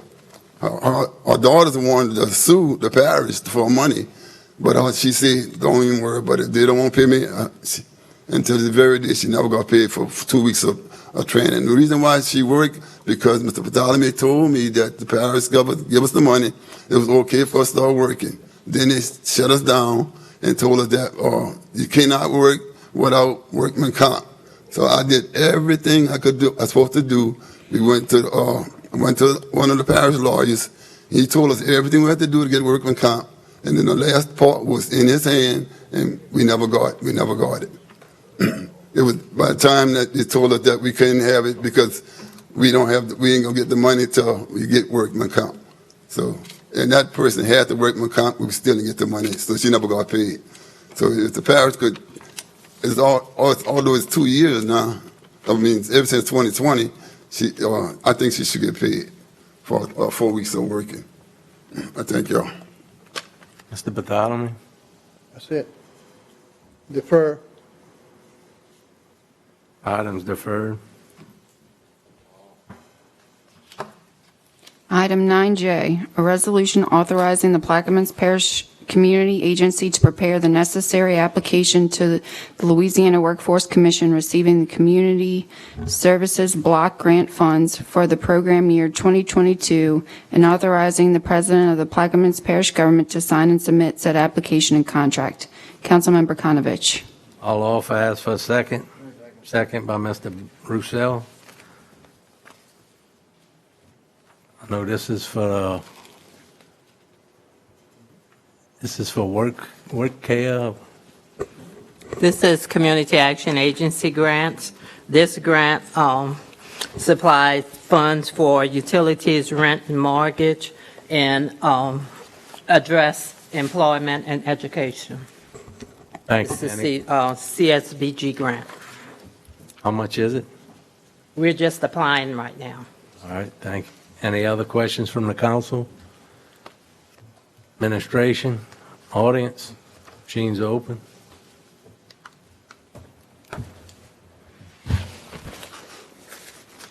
Passes 9 with 1 absent. Mr. Black stepped out.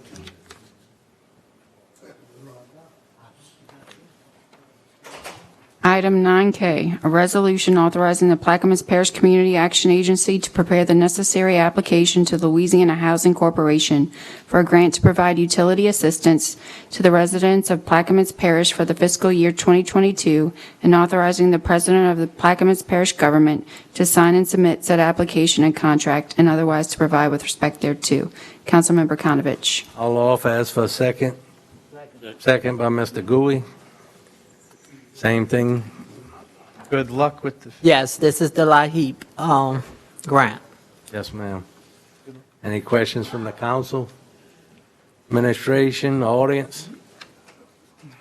Mr. Chairman, I have interest in this, in that. Name and address, please. Donald Valley, Walker Road. For many years, I served on the LHC board. You all had an opportunity to meet Mr. Swayze just a while back when he came down here and spoke to you about some of the programs, and willing to come back to talk to you. One of the things and the reason I'm coming to you right now, at the same time of this, I had a man by the name of Wallace Sibley contact me some time ago. He runs the weatherization program for Louisiana Housing Corporation, and asked me for my assistance in helping them develop a new program that they can utilize for the multifamily properties and assistance, et cetera. They operate out of Hammond, called Quad City. Excuse me, Mr. Valor, does this have anything to do with the grant we're going for right now? Yes, sir. It is. It's the money through the parish and how they're dealing with your community action group. I had great difficulty. He asked me to help him with the program. I couldn't find anybody who was dealing with the community action program, what services they provided, what funds, their previous allocations, and where they're going with their money. My own nickel, invited him down to come visit me about the program. I invited Mr. Blink, Mr. Carlton, and Mr. Bartholomew to come sit on this program so he could explain to them the weatherization program, because he also represents Plaquemine Parish. There's 14 parishes. Mostly problems he's having is in Orleans and Jefferson, so I work with him in programs there. Unfortunately, Mr. Carlton and Mr. Bartholomew had other engagements and weren't able to come. Richie came to the meeting. We had lunch. We talked about all the programs. They can do weatherization for trailers, but all this needs to go through your community action department. You all need to know what money's coming in, what's available to you, and how you can use it for all your residents in this parish. There's plenty of money floating around. It's like the money they have right now for the rental assistance program. Tons of money. So, I know you get ready to apply for this, but who runs these programs? Who's accountable to them? And who's checking where the money goes?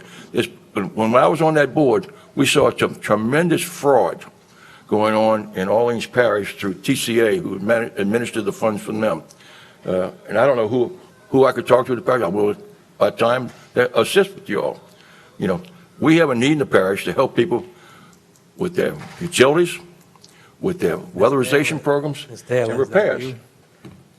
Mr. Valley, the superintendent of the Community Action Agency is Ms. Othella Hughes. Her office is open from 8 till 5 in the evening, and she is available to talk to you at any time. Fine. I'll be more than happy to help you. Thank you. Thanks. Any other questions? Machines are open.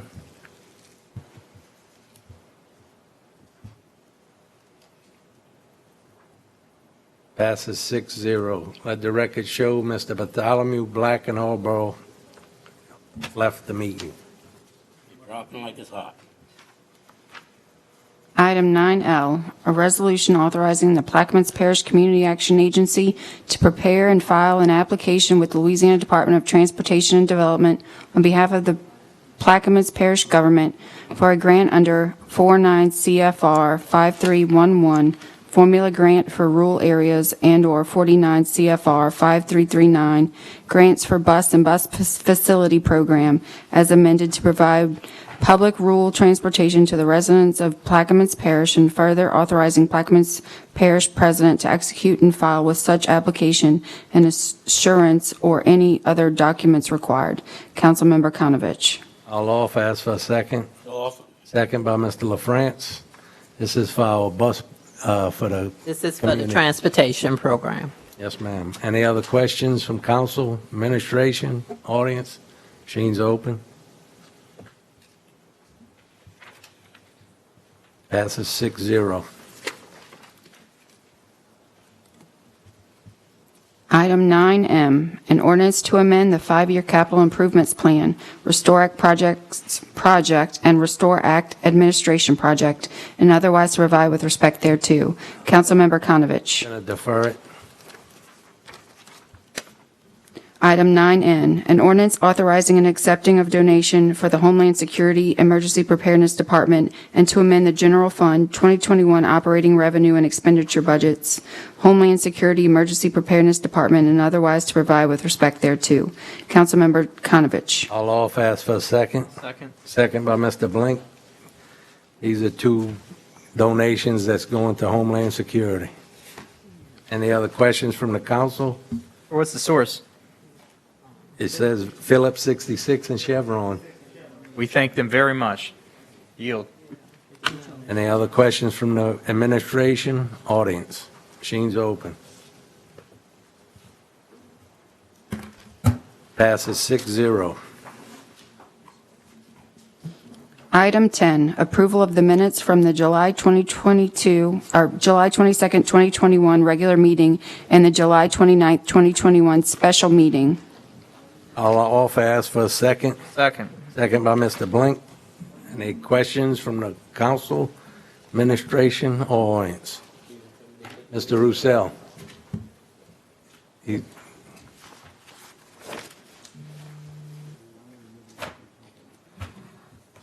Mr. Blink. Oh, sorry. Passes 6-0. Item 11A, there are none. 11B, District 9 update, ditches, boat harbor billing, grass cutting, no wake signs, and the state and broadband internet. Okay, ditches we all know about, I'll defer that. The harbor billing, I talked with GoPark Saturday, and we're going to get together and do some signage in different languages and all and try to get it going good. No wake zone. I've been asking, I passed the ordinance a year and a half ago for no wake zones from Cypress Cove cleaning station to Slip 2.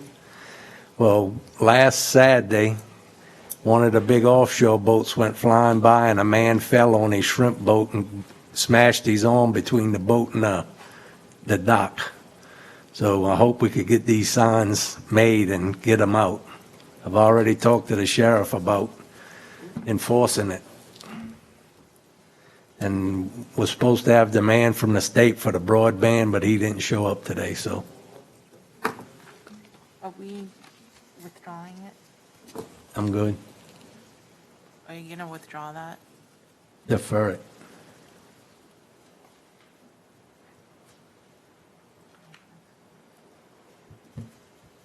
Item C, District 8 update. Sure, I have a few here. At the next meeting, I want to have a resolution on the port side to have the grant writer look into southern closure to try and get some of that flood resiliency money here. And I've been talking with Todd about it a little bit, and we're just going to need to closely coordinate from the parish and port side of things. Empire Bridge lighting, it looks like there's been an appropriation at the state level to put lights on the Empire Bridge. It's been in existence since 1975, and it just seems like one of those projects that really doesn't need to happen. We'd rather have the 4-lane highway, just the really bad holes in it fixed. There's some collapsing culverts and such. I know it's hard to reappropriate the money, but I'd prefer if we just don't accept that. It just seems like bad government. You want to talk? Yeah, sure, if y'all want to. Mr. Helmus?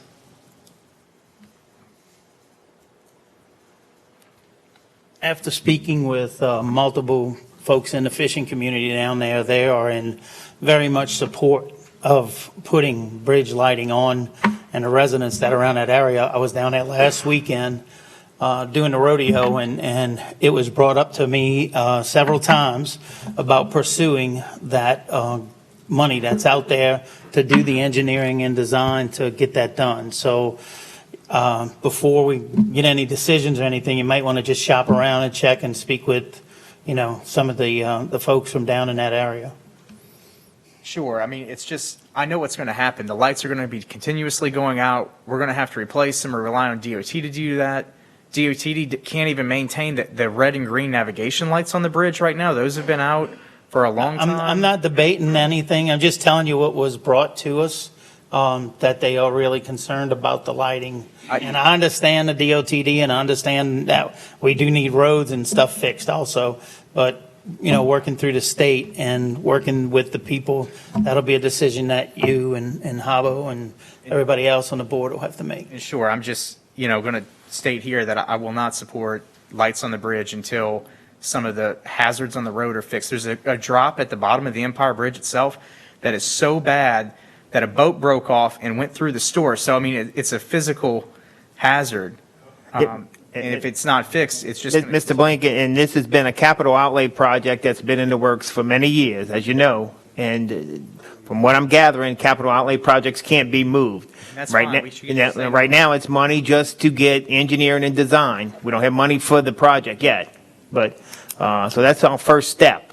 But this administration would like to see lights on the bridge. And we're going to try to move forward. There will probably be a 20% match because to get this money. So $25,000? Huh? About 25,000. To put lights on a state bridge after the way they've been treating And we're getting $100,000 in return for engineering design. Again, our goal is to move forward. The previous council member who was before you was his big push to get lights on the bridge, and we think that's a safety value. So we'll be bringing you something soon. John, can you give us any more updates about some of the harbor issues that have been going on? Can you give us an update on where some of the plans for Shipyard slip? Mark told me you gave him a pretty good update. I haven't heard anything lately. On a new shipyard slip in Empire to reduce some of the flooding, a weir to build it up, and the weir that you. Wait, hold on, John. Again, Richie, we ask that you itemize that on the agenda so we can be prepared for that. I'm sure John can answer the questions, but when we get to the end of the meeting, we get 100 questions, and sometimes if we don't have the answer, it gets frustrating, makes us try to look bad. So we would ask that you put that on the agenda, and we'll be ready. I'll have it all there next week. Okay. Hopefully. Anything else, Mr. Blink? Next item. Item 11E, District 7 update. 11F.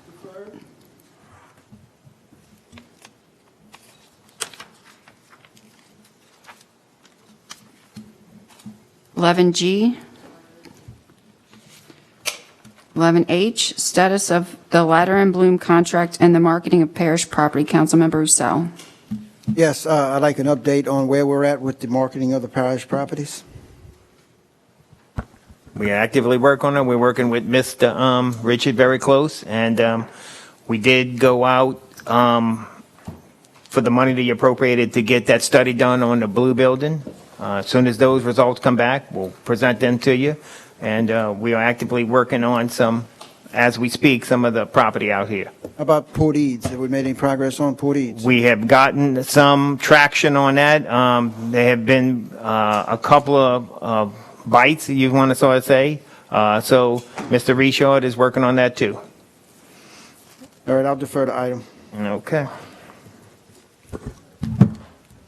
Item 11J, Metropolitan.